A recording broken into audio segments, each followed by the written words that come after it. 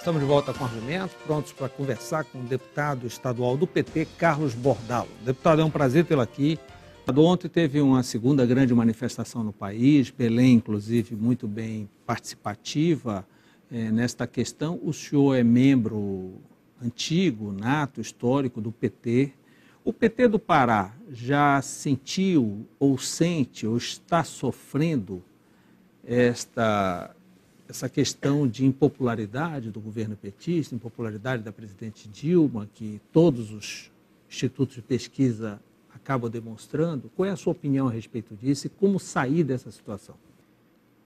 O PT ele precisa entender que o país mudou até pela sua própria ação de governo. E, nesse sentido, o partido também precisa passar por uma profunda revisão. Nós vamos fazê-lo, evidentemente, dentro dos marcos do partido, e nós vamos ter um congresso em junho, que deve refundar as bases programáticas do partido, a sua forma de organização, e enfrentar esse diálogo com a sociedade. Eu acho que o PT precisa, serenamente e humildemente, voltar a dialogar mais com a sociedade. O PT, devido às suas tarefas de governo, a forma como ele teve que se dedicar inteiramente, os seus quadros principais tiveram que ir para a atividade de governo ou para o parlamento, enfraqueceu de uma certa forma a sua originalidade, que era a construção a partir das ruas, das fábricas, das zonas rurais, das escolas, das universidades. Mas acho que nós já estamos num momento de acomodação.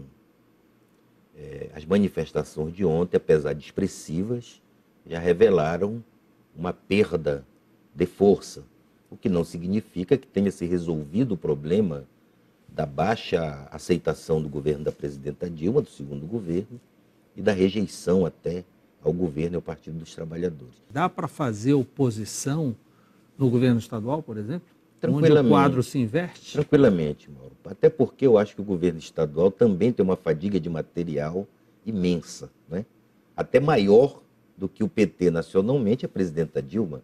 O governador Jatene vai completar 20 anos, à frente, ou direta ou indiretamente. Então o fenômeno seria o mesmo que está acontecendo nacionalmente, se enquadraria. Acho que sim, as eleições mostraram a mesma coisa, inclusive. Se você pega o espelho da eleição nacional e estadual, ela foi praticamente parecida, Houve empates políticos e vitórias eleitorais. Houve um empate político nacional e a vitória eleitoral da presidenta Dilma. Houve um empate político no Pará e vitória eleitoral do governador Jatene sobre o candidato Helder Barbalho. E o esgotamento do modelo tucano no Estado já começa a se revelar. O Estado patina no seu desenvolvimento. Nós temos uma arcaica estrutura tributária que concentra a arrecadação apenas em 6 alíquotas. Para ter uma ideia, Mauro, o Pará apresentou, nos 2 primeiros meses do ano, janeiro e fevereiro, uma arrecadação espetacular. 1 bilhão e 800 milhões de reais, dos quais 1,6 milhão foi de ICMS, num período que todos sabem não é de grande dinamismo econômico. Advém do quê? Da cobrança indevida do ICMS na conta de energia. Quer dizer, o Pará tem ganho fortemente com a cobrança da energia mais cara.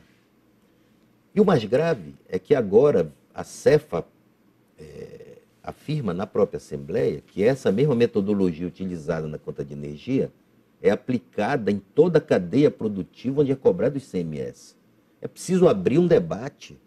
Essa caixa preta do ICMS no Pará tem que vir à tona. Nós precisamos destrinchá-la. Nós precisamos envolver os setores produtivos, um debate com todos eles para saber onde se pode aplicar alíquotas diferenciadas. Sim, mas o maior prejudicado aí é o consumidor. É o consumidor. 38% da conta de energia é de impostos. 33% é para o ICMS do estado do Pará.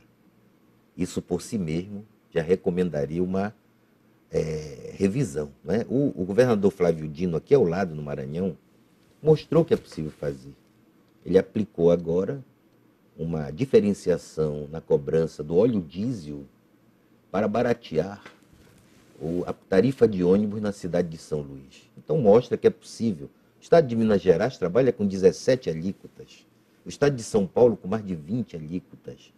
Aqui no Pará nós não temos telefonia móvel em vastas regiões do estado, porque o governo do estado não aceita, por exemplo, desonerar o investimento em antenas que permitam a chegada do sinal. Clima político na Assembleia, já que o governador tem a ampla maioria, há clima por uma reforma tributária?